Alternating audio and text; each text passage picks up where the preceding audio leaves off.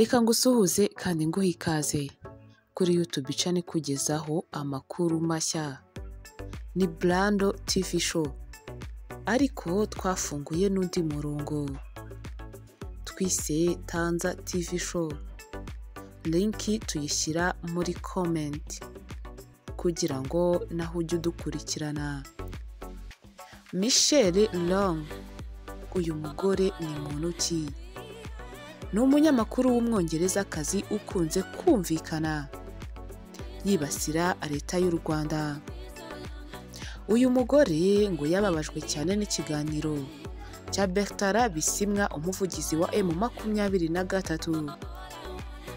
Ngo uyu mugore yakorogoshowe n'ikiganiro cya perezida w'umutwe witwaje intwaro wa M23, Bertrand Bisimwa. Ni ikiganiro cyasohotse kuri Al Jazeera tariki ya 2 Mutarama 2025. Muri iki kiganiro Bertrand Bisimwa yagiranye n'umushakashatsi Dr. Bojana Karbala amusobanurira byinshi ku rugamba umutwe wa M23 urimo kuva 2012 n'impamvu yatumye uyu mutwe ufata ibirwanisho. Bertrand Bisimwa yabwiye Dr. Karbala ko M23 igendera ku murongo wo kwirwanaho ngo kuko itagaba ibitero. Asobanura ko inshuro zose yafashe ibice byo mu ntara ya Kivu y'Amajyaruguru yabaga yashotowe n'ihuriro ry'ingabo za leta ya Congo FARDC. Yavuze ku ifatwa ry'agace ka Rubaya ryabaye muri Gicurasi 2024. Bisimwa yasobanuye ko M23 yari yamenye ko ingabo z'u Burundi ziri kuhatoreza imbonerakure n'indi mitwe yitwaje intwaro kugira ngo bizagabe ibitero ku baturage bari muri ibyo bice bigenzurwa na M23. Yagize ati, twarabitangaje ko hari imyitozo ingabo z'u Burundi zahaga imbonerakure muri kariya gace ka Rubaya zitoza urubyiruko abanyekongo mu gukoresha intwaro gakondo zifite umugambi wo kubohereza mu bice bitandukanye bigenzurwa natwe kugeza ubu kugira ngo bateze akababaro. Nyuma y'iki kiganiro wa munyamakuru kazi n'ubundi Michelle Long ugaragaza byeruye ko arwanya leta y'u Rwanda na M23 yibasiye Dr. Karbala amwita umucengezamatwara w'u Rwanda. Yanditse ati, si umushakashatsi udafite aho abogamiye. Ibi ngibi bifatwa nko kudasobanukirwa ibintu cyangwa se ubujiji bukomeye. Long akunze kumvikana haba mu nyandiko ze, haba mu nkuru n'ubutumwa ashyira ku mbuga nkoranyambaga ashinja leta y'u Rwanda kutubahiriza uburenganzira bw'ikiremwa muntu. Uyu mwongerezakazi wakoreye mu karere k'ibiyaga bigari n'umwe mu bakwirakwije igihuha gishinja ingabo z'u Rwanda ko zikorera mu ntara ya Cabo Delgado. Nyine ngo yavuze ko izi ngabo zagiye kurwanya abigaragambirizaga mu mujyi wa Maputo. Minisitiri w'Ububanyi n'Amahanga n'Ubutwererane w'u Rwanda Ambasaderi Olivier Nduhungirehe yamaganiye kure ikinyoma cya Michelle Long. Asobanura ko ingabo z'u Rwanda zitigeze ziva muri Cabo Delgado. Minisitiri Nduhungirehe yagize ati, twaratunguwe kubera ko ingabo z'u Rwanda ziri ku mpera mu majyaruguru mu ntara ya Cabo Delgado.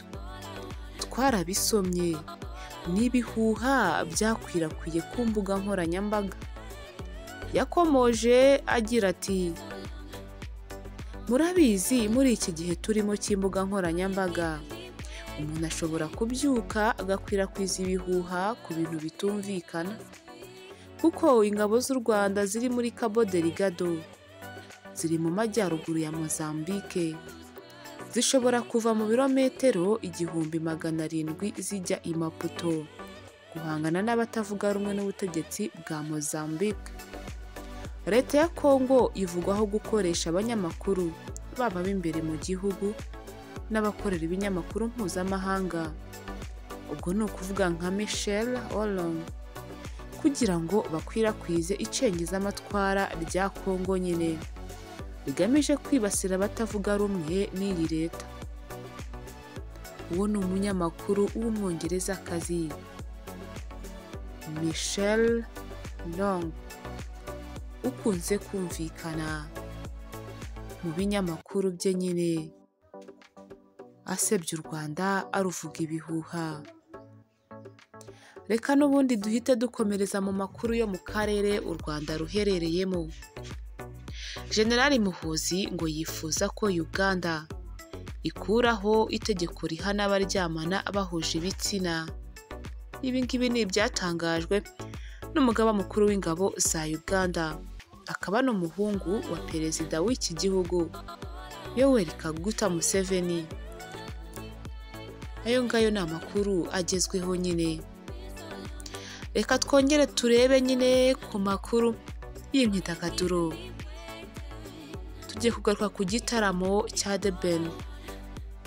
Uyu nguyu ukunze kwiyita Tiger, abinyujije ku rukuta rwe rwa Instagram, yashimiye abantu bose bamufashije kugira ngo igitaramo cye yakoze muri BK Arena ndetse no album launch yiwe kigende neza.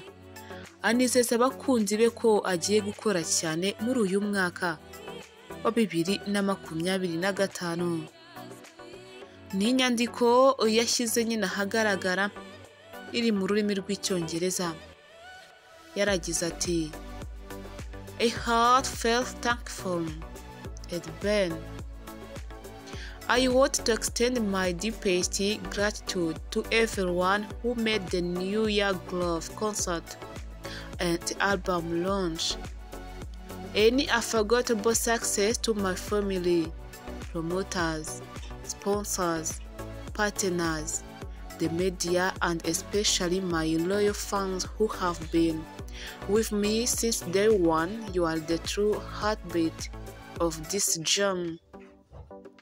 We made history together at the BK Arena, and you are all witness to the power of your unwavering love and support. I'm also incredibly thankful to the Lord for blessing us with such a beautiful country, one that provides us with the opportunity to pursue our passions. I would like to especially acknowledge the government or officials who showed up to support the show. I promise to continue working hard and to entertain you all through my music and art. Let 2025 be the year that kick off even more great work, fosters unity among artists, and elevates Rwandan music to international height, both in Rwanda and abroad." Ni amagambo ya The Ben ubwo yashimiraga byimazeyo abamufashije kugira ngo igitaramo cye kigende neza. Reka ngushimire cyane kandi kubwire ko nawe wahisemo neza kumvira amakuru agezweho kuri Blando TV Show. Amahoro y'Imana akomeze kubana nawe. Shalom shalom.